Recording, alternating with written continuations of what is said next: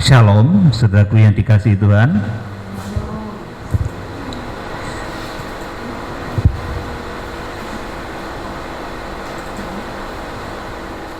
Saat ini tanggal 23 Oktober 2022, kita bertemu di dalam kasih Tuhan Yesus Kristus. Saya akan menyampaikan satu tema, yaitu mengatasi masa kelaparan besar yang akan segera terjadi di muka bumi. Saudaraku yang dikasihi Tuhan, jadi bagaimana bisa bertahan di tengah-tengah kondisi dunia yang semakin terpuruk, ekonomi terjadi resesi yang cukup parah, kemudian deru perang semakin santer kita dengar di sana, di Ukraina dan berbagai tempat mulai bergejolak. Kemudian wabah penyakit juga terus menerus bertubi-tubi. Yang belakangan kita dengar itu anak-anak kecil yang kena penyakit ginjal akut itu, ya saudaraku, itu juga mulai mewabah. Saudara yang dikasihi Tuhan, saya kasih pengumuman dulu ya bagi saudara yang menyimak khotbah saya melalui YouTube, melalui online. Silahkan datang untuk mengikuti kebaktian kegerakan Kitab Wahyu di Wisma Immanuel, ya, di Wisma Immanuel setiap hari Minggu jam 3 sore. Wisma Immanuel, Jalan Samirono Baru nomor 54 Yogyakarta. Jadi yang di Yogyakarta yang menyimak khotbah saya, silahkan datang, nggak usah malu-malu ya, karena saya melihat banyak sekali yang menonton tetapi masih malu-malu untuk datang. Jadi silahkan datang yang wilayah area Yogyakarta untuk datang fellowship kegerakan Kitab Wahyu di Wisma Immanuel, Jalan Samirono Baru nomor 54 Yogyakarta, setiap minggu jam 15 atau jam 3 sore. Jadi demikian pengumuman sekilas. Jadi kembali kepada topik utama, yaitu mengatasi kelaparan besar yang akan melanda bumi. Jadi supaya kita bisa bertahan di tengah-tengah masa yang sukar, para pakar itu memperhitungkan tahun depan akan ada satu resesi dan dunia digambarkan gelap begitu. Saudaraku, kondisi manusia benar-benar semakin susah, dan nanti puncak dari semua yang terjadi itu nanti akan menuju pada penggenapan Kitab Wahyu, yaitu terjadinya 7 tahun masa kelaparan besar, atau terjadinya 7 tahun masa sengsara sebelum kedatangan Tuhan Yesus Kristus. Jadi puncak segala macam kondisi yang gelap, kondisi ekonomi yang parah, resesi yang parah, puncak dari berbagai macam perang, kemudian wabah-wabah penyakit, saudaraku, itu akan terjadi, saudaraku, pada saat 7 tahun terakhir masa kelaparan besar, atau 7 tahun sebelum kedatangan Tuhan Yesus Kristus. Saudara yang dikasihi Tuhan Yesus Kristus, untuk mengatasi masa kelaparan besar ini, saudaraku, di mana nanti manusia akan susah baik secara ekonomi, itu banyak manusia akan susah dan menderita. Kemudian secara moral juga akan banyak manusia yang semakin rusak moralnya. Saudara, untuk mengatasi hal itu kita semua diajari mengerti bahwa bukan dengan mengumpulkan harta benda itu kemudian bisa menjamin keselamatan, bisa menjamin kelangsungan hidupmu di tengah 7 tahun masa kelaparan besar itu. Jadi bukan dengan cara mengumpulkan harta benda, saudaraku. Harta benda siapa coba yang bisa bertahan selama 7 tahun? Kalaupun seseorang punya perusahaan besar menghidupi ratusan atau ribuan karyawan, maka itu akan menyedot, saudaraku, apa yang ada.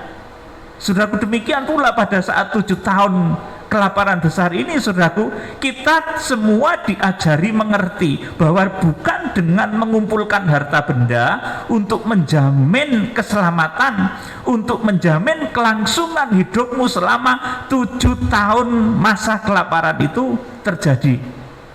Tetapi saudara, kita melalui pelajaran firman Tuhan, melalui kebenaran Alkitab, Tuhanlah yang bertanggung jawab dan mengatasi segala macam masalah yang timbul akibat masa kelaparan besar yang akan segera melanda bumi.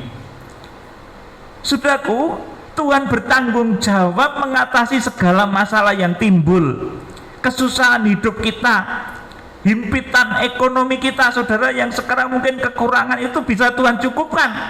Luar biasa. Saudara, ini dengan cara apa? Saudaraku yang dikasih Tuhan, yaitu dengan cara memperhatikan pekerjaan Tuhan. Justru kita akan terselamatkan dan berkelimpahan. Sekali lagi, saudaraku, supaya saudara itu selamat, ekonomimu selamat, saudaraku. Kemudian, saudaraku, saudara juga memiliki keselamatan, perlindungan pada saat 7 tahun masa kelaparan besar. Itu yang harus saudara perhatikan. Saudara harus memperhatikan pekerjaan Tuhan, mendekat kepada Tuhan. Justru kita akan terselamatkan dan tetap berkelimpahan. Ini yang akan saya sampaikan saat ini kepada saudara. Jadi untuk mengatasi terjadinya 7 tahun masa kelaparan besar yang sekarang ini gejalanya sudah mulai terjadi, tahun depan itu, saudaraku, sudah bisa akan melihat tahun-tahun yang susah. Sekalipun untuk hari hanya kita masuk di 7 tahun terakhir, saya juga tidak berani mengatakannya. Waktu Tuhan, saudaraku. Adapun kelaparan ini menunjuk kepada 2 hal, saudaraku. Yang pertama, ini kelaparan rohani. Nah, kelaparan rohani ini juga membuat suasana menjadi buruk, membuat manusia menjadi jahat. Jadi yang pertama ini kelaparan rohani. Karena kelaparan rohani, manusia menjadi jahat, mudah saling membenci, mudah saling memfitnah, mudah saling menyakiti, bahkan mudah saling membawa ke pengadilan. Bukan orang lain loh, saudara, sesama saudara seiman itu, kalau dia mengalami kelaparan rohani, dia akan memiliki kecenderungan balas membalas, dan ini Tuhan tidak suka sebetulnya, saudaraku. Jadi kalau orang itu mengalami kelaparan rohani, manusia itu tabiatnya akan jahat, saling membenci, saling fitnah, saudaraku. Bahasa Jawa nih gitu, seneng ngobong-ngobongi, saudaraku. Kalau ada temannya tuh bermusuh-musuhan tuh tambah seneng. Ini karakter manusia akhir zaman seperti itu, memfitnah dan lain sebagainya, supaya sesama anggota tubuh Kristus itu tidak bisa rukun. Ini akibat kelaparan rohani. Ini akan mengancam kelangsungan tubuh Kristus. Kesatuan tubuh Kristus itu sangat terancam. Manusia saling bawa, saling seret ke pengadilan, padahal sesama tubuh Kristus. Saudaraku, ini sangat memprihatinkan. Tuhan itu di surga, saudaraku, menangis melihat kenyataan-kenyataan seperti ini. Jadi lapar secara rohani ini membuat manusia jahat. Saudara melihat manusia saling memusuhi, kemudian brutal. Saudaraku, terjadi pembunuhan, bahkan saudaraku sesama saudara seiman, saudaraku, terjadi karakter assassination, persaingan-persaingan yang tidak sehat, dan akhirnya orang-orang yang terlanda kelaparan rohani ini akhirnya tidak meyakini lagi kekuatan Tuhan. Dia bekerja dengan kekuatan sendiri. Oleh karena itu, orang yang bekerja dengan kekuatannya sendiri itu nanti saat kelaparan besar, saudaraku, dia yang tidak memperhatikan pekerjaan Tuhan, ini dia akan terlibas, akan semakin menderita, semakin, saudaraku, mengalami kesulitan hidup. Jadi lapar secara rohani ini membuat manusia jahat. Ini kelaparan yang pertama, itu kelaparan rohani.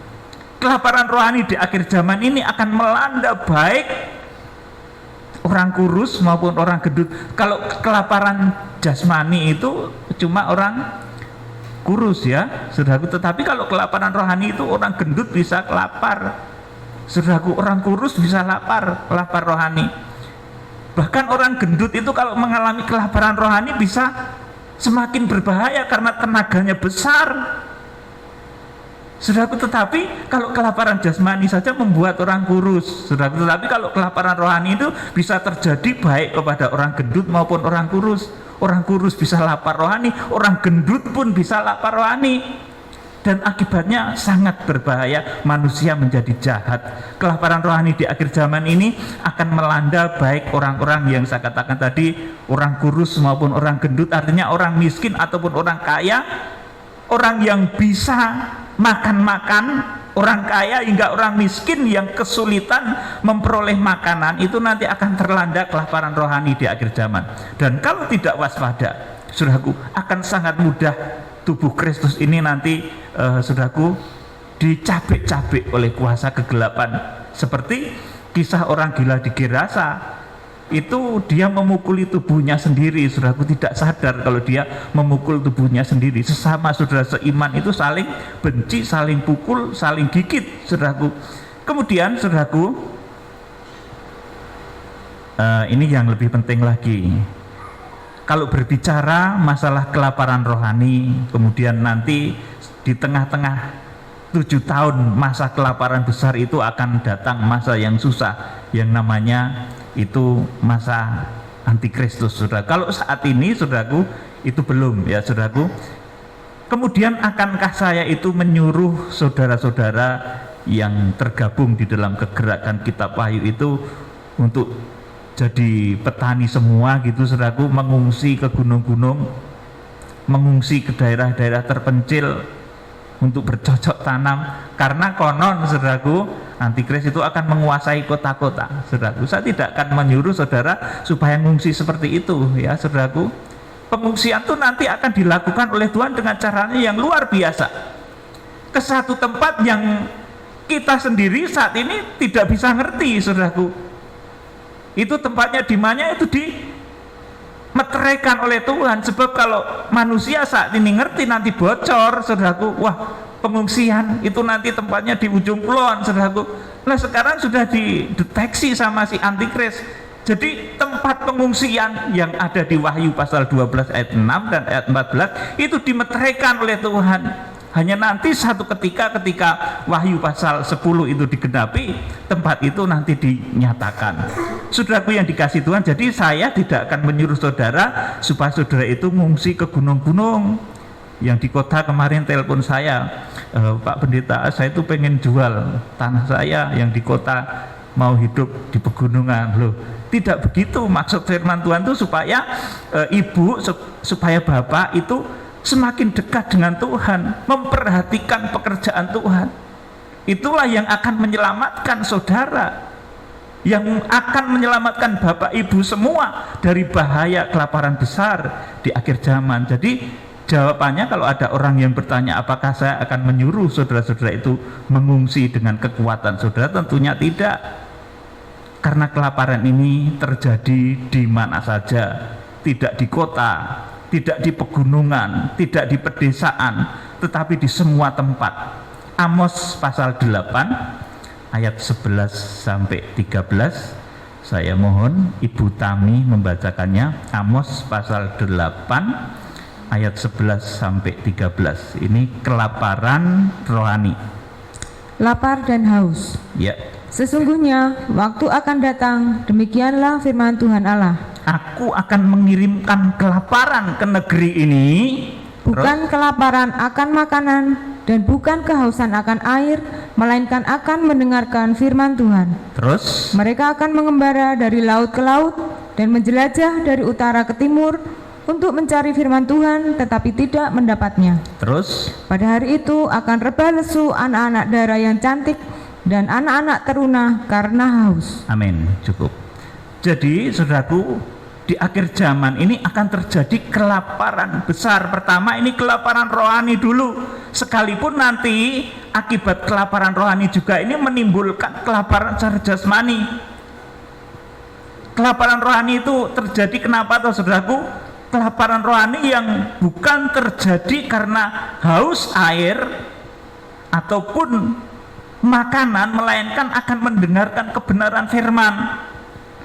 Saudaraku, banyak orang itu sekarang yang bingung karena ilham roh yang tidak jelas. Saudaraku, kemudian mereka mengembara dari laut ke laut dan menjelajah dari utara ke timur untuk mencari firman Tuhan, tetapi tidak mendapatkannya. Saudaraku, banyak orang itu yang bingung. Nanti itu kalau masa antikris gimana kita? Apa kita harus menjual aset-aset kita kemudian kita ngungsi? Saudaraku, apakah sekarang ini sudah masuk masa antikris? Tanda 666 itu apa sudah mulai diterapkan? Saudaraku, orang itu mulai takut dengan itu, bingung saudaraku. Nah, satu kebenaran firman saudaraku yang harus saya sampaikan dalam kegerakan kitab Wahyu ini adalah haluan dari kegerakan kitab Wahyu ini sangat jelas, arahnya sangat jelas, kemudian detail kronologisnya pun sangat jelas. Saudaraku yang dikasih Tuhan, saudara akan masuk memiliki kekayaan firman Tuhan. Saudara tidak akan mengalami kelaparan rohani kalau saudara mau belajar firman Tuhan dengan benar, teristimewa dalam kegerakan kitab Wahyu ini. Saudaraku, betul-betul kita menjaga kemurnian pengajaran. Saudaraku, kalau ada satu pengajaran itu harus sesuai dengan firman Tuhan, harus ada roh menimbang, roh hikmat dan roh menimbang. Kalau segala sesuatu meskipun dikatakan itu penglihatan, tetapi ngawur, tidak sesuai dengan firman Tuhan, ya saya tidak terima. Kita dalam kegerakan kitab Wahyu nggak akan terima. Tetapi kalau segala sesuatu itu betul-betul sesuai dengan firman Tuhan, saya oke, saya jalan. Karena kegerakan kitab Wahyu ini di dalam Wahyu pasal 6 itu merupakan satu kegerakan besar yang nantinya merupakan pelaksana dari keputusan Tuhan di akhir zaman. Teristimewa nanti akan dipakai oleh Tuhan untuk menjangkau bangsa Israel dalam satu kegerakan besar. Saudaraku, jadi saat ini mulai banyak orang yang kelaparan, bukan kehausan akan air dan kelaparan makanan, tetapi kehausan firman Tuhan, bingung dengan firman Tuhan. Minggu depan saya diminta Zoom dengan beberapa hamba Tuhan dari Amerika ya, untuk membahas tentang tanda 666 ya. Dipersiapkan saudara yang di Amerika, dipersiapkan baik-baik, karena nanti akan saya sampaikan bagaimana dan apa yang saat ini sebetulnya sedang terjadi. Dan saya kasih clue bahwa saat ini kita belum masuk kepada masa antikris, apalagi penandaan karagma 666 itu kita belum masuk ke sana. Saudaraku, jadi karena kelaparan ini maka umat manusia akan mengalami bencana-bencana yang dahsyat. Karena tidak punya firman di dalam hatinya, manusia akan melakukan berbagai kejahatan seperti tadi saya sampaikan, saling memusuhi, saling benci, saling berperang, saling menghancurkan, menghalalkan segala cara, saudaraku, untuk kepuasan hawa nafsu dan daging. Karena tidak punya firman, orang akan tidak mengerti rencana Tuhan, kemudian jadi bingung, berkelana tadi, saudaraku. Tanya ke sana kemari, padahal yang ditanya orang yang nggak ngerti kitab Wahyu, yang tidak mendapat pewahyuan secara khusus. Tiba-tiba kalau bercerita tentang kitab Wahyu langsung Wahyu pasal 13 muncul antikris, saudaraku. Banyak-banyak gitu, saudaraku. Wah, saya melihat seekor naga penglihatan. Jadi kitab Wahyu ini tidak dipahami dengan benar, akibatnya mereka semakin lapar, semakin haus, dan semakin bingung. Karena tidak punya firman ini, saudaraku, tidak mengerti rencana Tuhan, maka akan banyak juga orang-orang itu yang akan termakan oleh dongeng-dongeng nenek tua. Alkitab mencatat seperti itu, kisah-kisah halusinasi, ajaran Bileam, kitab Wahyu menulis seperti itu, ajaran Isabel, kemudian seluk beluk iblis.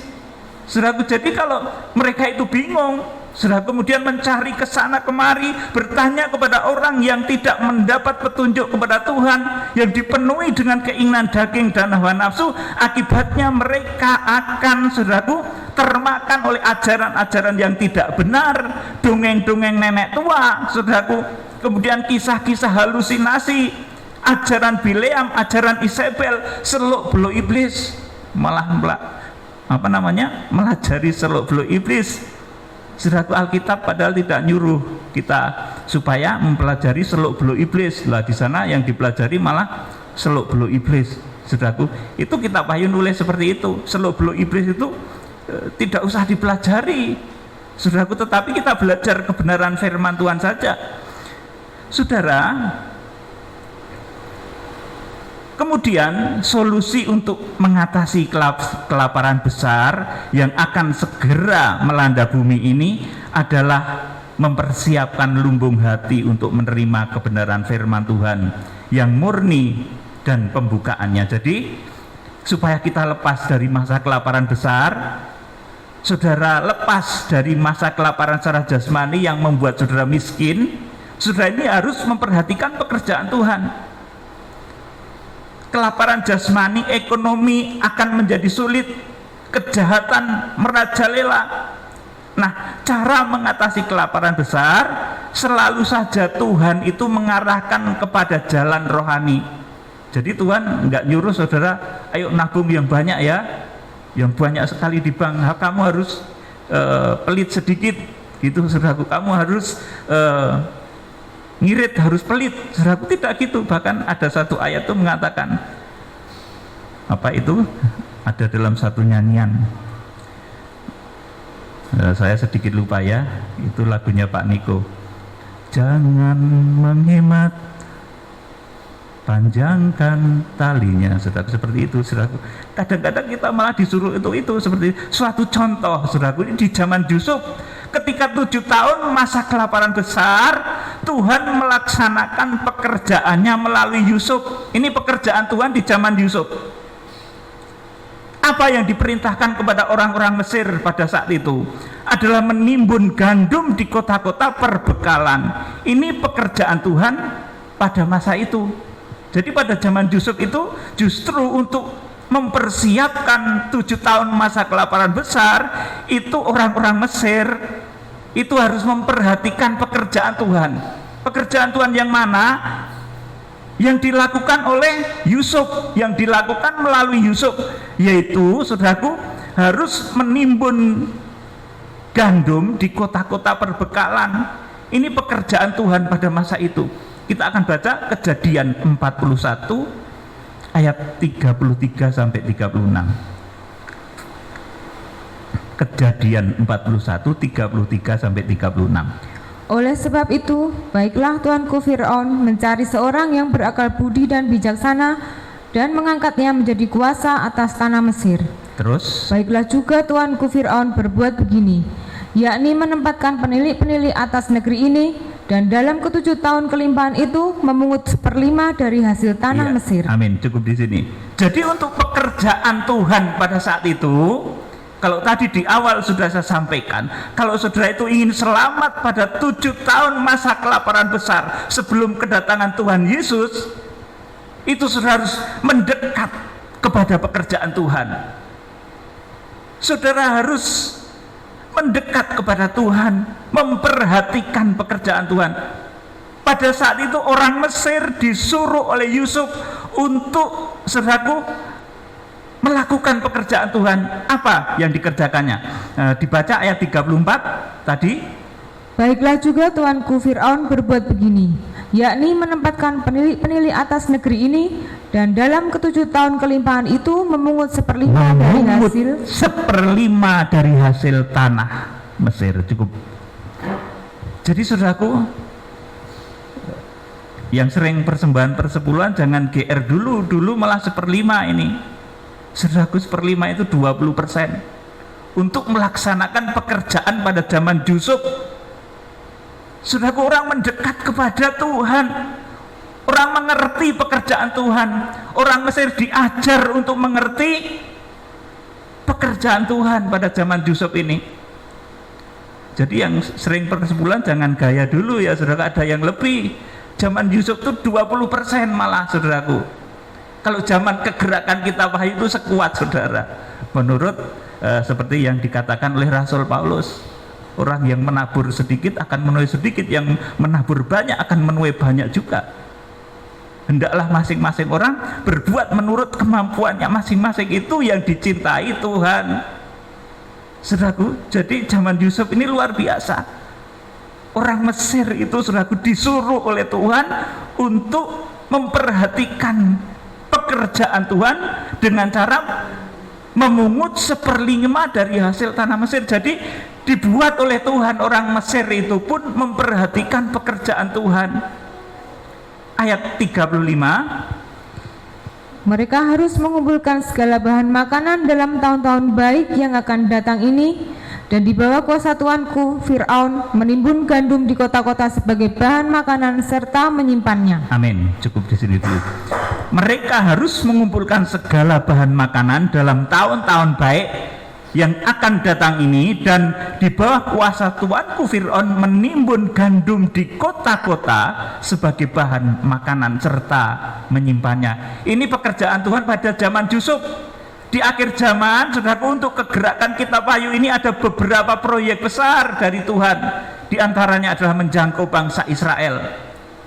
Dan itu perlu pembiayaan yang luar biasa, saudaraku. Untuk pekerjaan Tuhan, saudara harus mendekat kepada Tuhan, saudara harus memperhatikan pekerjaan Tuhan. Kalau pada zaman Mesir, pada zaman Yusuf, ini saudaraku, mereka memungut 1/5 dari hasil tanah Mesir. Jadi ini dulu dasar saudaraku, orang Mesir itu dipaksa oleh kuasa Tuhan, oleh roh Tuhan melalui Yusuf supaya mempersembahkan 1/5 dari hasil di tanah Mesir. Saudaraku, apa tidak luar biasa ini saudaraku? Jadi tentang yang persepuluhan jangan GR dulu, ini ada yang lebih dahsyat. Ini kegerakan zaman Yusuf saudaraku, 1/5 saudaraku. Ya, saya tidak menyuruh saudara 1/5 kalau di dalam kegerakan kitab wahyu itu menurut kemampuan saudara masing-masing, tapi lakukan sebaiknya. Kalau saudara ini Salomo, kalau mempersembahkan roti kecil ya malu tentunya saudaraku. Salomo itu persembahannya ya ribuan lembu dan domba. Kalau saudara janda Sarfat ya nggak usah persembahan domba atau lembu, nanti saudara jadi ngutang. Saya tidak mengajari jemaat utang, saudaraku. Kalau saudara posisinya tuh benar-benar seperti janda Sarfat, ya persembahkan saja roti cukup. Tapi kalau saudara itu Salomo, saudara jangan berdusta di hadapan Tuhan. Ini dalam kegerakan kitab wahyu seperti itu saudaraku. Jadi masing-masing ambil bagian menurut kekuatannya masing-masing. Nanti kegerakan akan terjadi luar biasa. Pada zaman Yusuf itu saudaraku, ini kalau dinalar saudaraku, ini ya betul-betul kurang ketemu nalar juga saudaraku. Ayat 36 Kejadian pasal 41 tadi, demikianlah segala bahan makanan itu menjadi persediaan untuk negeri ini dalam ke-7 tahun kelaparan yang akan terjadi di tanah Mesir, supaya negeri ini jangan binasa karena kelaparan. amin. Itu Ya, jadi supaya saudara itu tidak binasa, tidak tergilas di dalam 7 tahun masa kelaparan besar itu, saudara harus perhatikan pekerjaan Tuhan. Siapa sih yang punya kekayaan langit dan bumi ini? Tuhan. Kalau saudara memperhatikan pekerjaanmu saja tetapi tidak memperhatikan pekerjaan Tuhan, itu ngalamat pekerjaan itu mau ambruk saudaraku. Tetapi kalau saudara memperhatikan pekerjaan Tuhan, sekaligus saudara bisa memperhatikan apa yang menjadi bagian saudara dalam pekerjaan saudara, itu ngalamat saudara akan sukses. Perhatikan ini baik-baik. Jadi kalau saudara bisa memperhatikan pekerjaan Tuhan, itu ngalamat. Ngalamat itu apa ya bahasa Jawa, bahasa Indonesianya? Itu satu perlambang. Satu perlambang kalau saudara itu akan bisa melalui 7 tahun masa kelaparan besar itu, karena saudara mendekat kepada Tuhan, karena saudara memperhatikan pekerjaan Tuhan. Kita akan perhatikan sekarang pada zaman Elia. Kalau tadi pada zaman Yusuf di Mesir ya saudaraku, ketika menghadapi 7 tahun masa kelaparan itu selalu Saudaraku, orang-orang itu harus taat dengan petunjuk Tuhan, harus mendekat kepada Tuhan. Kemudian pada zaman Elia, ketika kekeringan terjadi 3,5 tahun, itu janda Sarfat juga tidak suruh nabung. Saudaraku, ini aneh, saudaraku, tetapi janda Sarfat ini harus percaya dengan kekuatan Tuhan. Pada zaman Elia, ketika kekeringan terjadi 3,5 tahun di Israel Utara, waktu itu Raja Ahab yang memerintah di sana, kemudian istrinya itu namanya Isabel, saudaraku. Nah, lewat perkataan Elia ini terjadi masa kelaparan 3,5 tahun, masa kekeringan selama 3,5 tahun, tidak ada hujan di Israel Utara waktu itu. Janda Sarfat itu bukan disuruh pengiritan, saudaraku. Ketika ketemu Elia, bisa saudara baca, ini seolah-olah perintah yang aneh. Janda Sarfat itu bukan disuruh pengiritan, tetapi malah disuruh taat dan memperhatikan pekerjaan Tuhan melalui Nabi Elia. Ini padahal janda Sarfat juga nggak punya apa-apa, tinggal punya bekal sedikit untuk makan sehari. Saudaraku, 1 Raja-Raja 17 ayat 7 sampai 16. Ini cara Tuhan ketika mempersiapkan orang-orang menghadapi masa kelaparan besar, masa kekeringan. Itu justru seperti ini, nggak ketemu nalar, tetapi kalau dikerjakan menimbulkan mujizat. 1 Raja-Raja 17 ayat 7 sampai 16. Elia dan janda di Sarfat. Ya, terus. Tetapi sesudah beberapa waktu, sungai itu menjadi kering sebab hujan tiada turun di negeri itu. Hujan tiada turun di negeri itu 3,5 tahun lamanya. Kemudian terus. Maka datanglah firman Tuhan kepada Elia, bersiaplah, pergilah ke Sarfat yang termasuk wilayah Sidon, dan diamlah di sana. Aku telah memerintahkan seorang janda untuk memberi engkau makan. Terus. Sesudah itu ia bersiap, lalu pergi ke Sarfat. Setelah ia sampai ke pintu gerbang kota itu, tampaklah di sana seorang janda sedang mengumpulkan kayu api. Ia berseru kepada perempuan itu, katanya, cobalah ambil bagiku sedikit air dalam kendi supaya aku minum.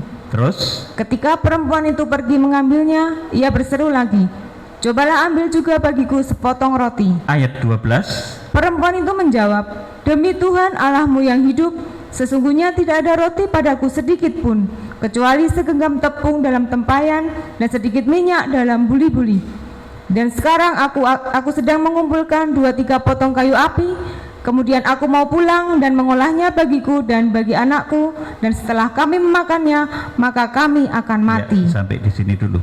Jadi pada saat itu janda Sarfat itu dikatakan, aku telah memerintahkan seorang janda untuk memberi engkau makan. Janda Sarfat ini, saudaraku, tentunya miskin, tetapi Tuhan pakai janda Sarfat supaya bisa melalui 7 tahun, 3,5 tahun masa kekeringan.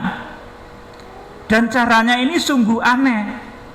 Bukan dia disuruh supaya janda Sarfat, kamu ngirit ya, kamu nabung, tidak gitu.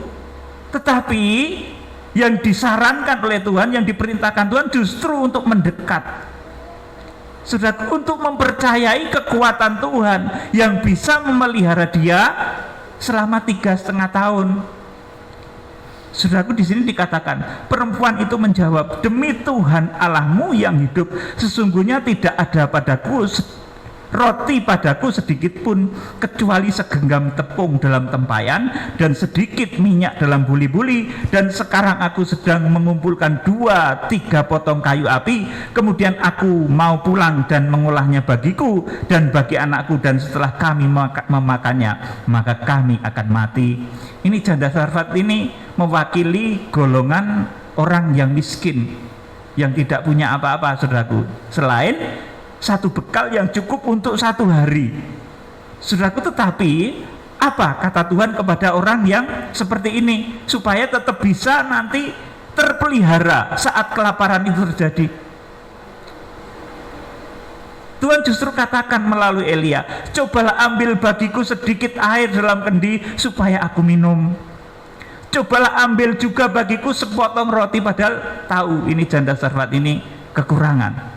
Jadi seperti ini, saudaraku, Tuhan itu menguji batin manusia.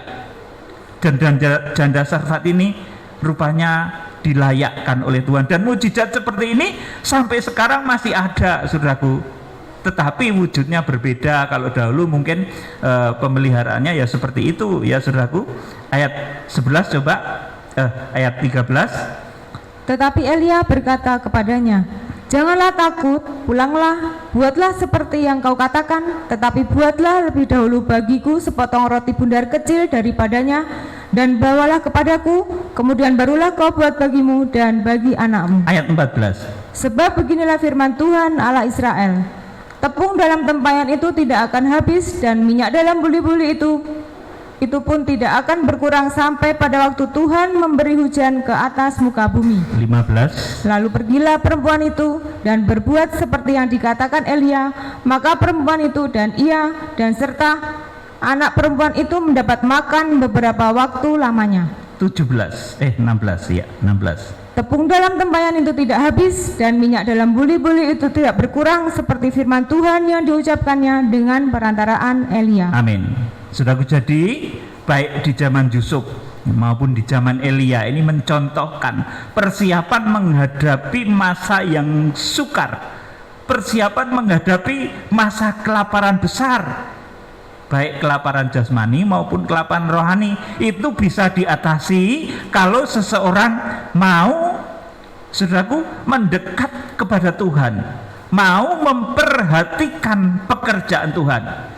Orang Mesir dipaksa oleh Tuhan melalui Yusuf untuk memperhatikan pekerjaan Tuhan dengan cara memberikan 1/5 dari hasil buminya, saudaraku, lewat Yusuf, lewat visinya Yusuf ini dipaksa orang Mesir, saudaraku. Kemudian, saudaraku, untuk mempersiapkan 3,5 tahun masa kelaparan ini, Elia, saudaraku, mendatangi janda Sarfat. Ini mewakili kalangan orang miskin, saudaraku, bahwa yang nanti bisa ditolong pada saat kelaparan besar itu, pada zaman kesukaran itu, bukan hanya orang kaya yang bisa mempersembahkan 1/5 hasil buminya, yang bisa mempersembahkan 1/5 hasilnya, saudaraku, tetapi juga orang-orang miskin, saudaraku, yang hanya memiliki segenggam tepung dan sedikit minyak. Jadi masa kesukaran, masa kelaparan ini bisa dihadapi baik oleh orang kaya maupun orang yang miskin secara jasmani, tetapi mereka mau mendekat, mau memperhatikan pekerjaan Tuhan. Ini yang harus menjadi catatan saat hari ini, saudaraku. Jadi orang yang akan lewat, orang yang akan bisa mengatasi 7 tahun masa kelaparan besar, itu adalah orang-orang yang mau mendekat kepada Tuhan, memperhatikan pekerjaan Tuhan. Kalau orang, saudaraku, memperhatikan dirinya sendiri terus, tidak mau memperhatikan pekerjaan Tuhan, bisa dipastikan ketika kelaparan besar nanti, orang itu akan gulung tikar. Saudara, tetapi bagi orang-orang baik yang miskin maupun yang kaya, yang bisa memperhatikan pekerjaan Tuhan, bisa dipastikan ketika 7 tahun masa kelaparan besar terjadi nanti, orang-orang itu akan diselamatkan. Mujizat-mujizat besar terjadi. Yang miskin memperoleh mujizat seperti janda Sarfat itu. Tepungnya, minyaknya tidak akan habis. Dia menjadi semakin diberkati oleh Tuhan. Saudaraku, jadi kembali saya sampaikan, kita semua diajar untuk mengerti bahwa bukan dengan mengumpulkan harta benda itu yang bisa menjamin keselamatanmu ketika masa kelaparan terjadi, tetapi Tuhanlah yang bertanggung jawab dan mengatasi segala masalah, segala macam masalah yang timbul pada masa kelaparan besar itu. Dengan memperhatikan pekerjaan Tuhan, justru kita akan terselamatkan dan tetap berkelimpahan. Perhatikan baik-baik. Dengan memperhatikan pekerjaan Tuhan, maka saudara akan terpelihara. Apapun yang saudara kerjakan akan dijadikan Tuhan berhasil. Tetapi juga ingat, saudara juga harus menguduskan diri, jangan berbuat dosa. Kemudian jaga diri baik-baik, yang selalu saya sampaikan, jaga diri baik-baik, jaga pola makan, jangan berbuat dosa, dan selalu sabar. Dan jangan saling memfitnah, jangan saling menyeret ke pengadilan. Kalau ada masalah, lebih baik itu berdamai. Saya tidak suka melihat sesama saudara seiman itu saling seret ke pengadilan. Saya tidak suka, saudaraku. Itu nanti tubuh Kristus jadi terkoyak. Tuhan Yesus yang sudah berkorban seperti disalib lagi. Saudaraku, kiranya Tuhan Yesus Kristus memberkati saudara dengan roh hikmat dan wahyu.